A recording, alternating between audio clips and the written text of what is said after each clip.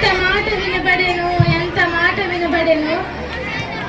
ఏదో విని మరి ఏదో నేను అనుకుంటున్నా. నాయనలారా మీరు కూడా వింటిరా, నేనొక్కడినే వింటినా. ఏదో విని మరి ఏదో అని భ్రమపడితినా. నాది భ్రమ కాదు, తాత్కాలిక మాత్రము కాదు. మీరు కూడా నాతో పాటి వినిది. వినక ఏరా, చెవులు చిల్లిపడినవా, మతి మందగించినదా? వినకపోవుట కూడానా? గుండెలు పగిలిపోవా వింటివి, మనస్సు మండిపోదా వింటిమి, సిగ్గు చిమిడిపోదా వింటిమి, ప్రాణములు పైకి ఎగిరిపోవా వింటిమి. నాయనలారా, బ్రతికింటే సుఖములు పడవచ్చునని కవి చెప్పినాడే. ఇంకా నువ్వు జీవించినందుకు ఇదియా ఫలము, ఇదియా సుఖము? నా చెప్పక తప్పునా? మన ఎక్కడ సనాది పతిదేవునికి ఆంగ్ల భాష రాదట.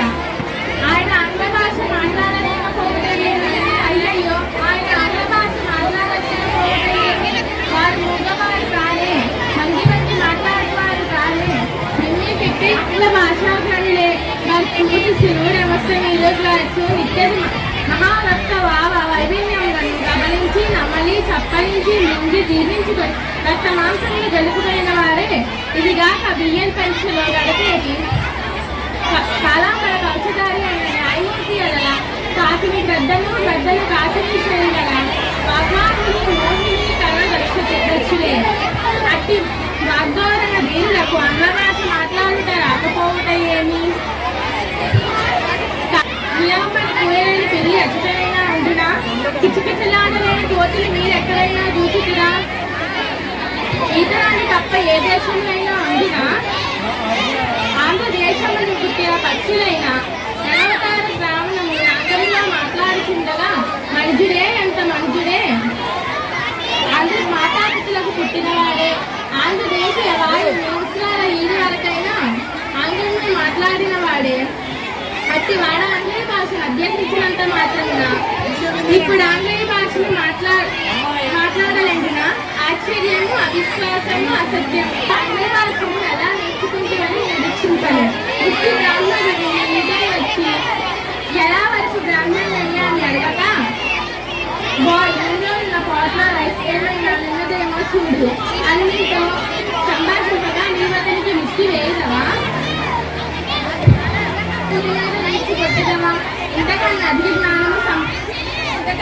జ్ఞానము సంపాదించండి. నాకు మరింత సంతోషము. ఆంగ్ల భాషలే కాక ఇతర భాషలు కూడా నేర్చుకును. నువ్వు సంపాదించిన పరజ్ఞానం అంతా నీ భాషకి వృద్ధికే. వీరంతా ఆంధ్ర భాషాభిమానులైన నాకు చేతనైన సేవ చేయుదురు. ఆంధ్ర భాష బొత్తిగా రాని వారితోడనే మీరెన్నడూ ఆంగ్లేయ భాషలో మాట్లాడవలదు.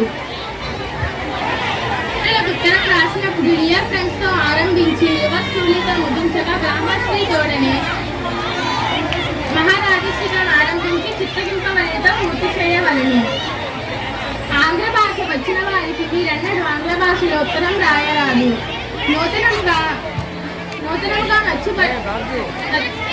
ముద్రింపబడుతున్న ఆంధ్ర భాష పుస్తకములను చదువుడు.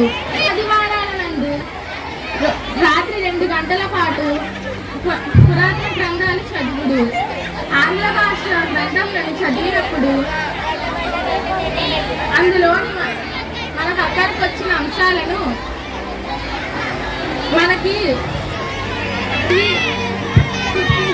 గుర్తించుకోవాలను. ఓం శాంతి శాంతి శాంతి.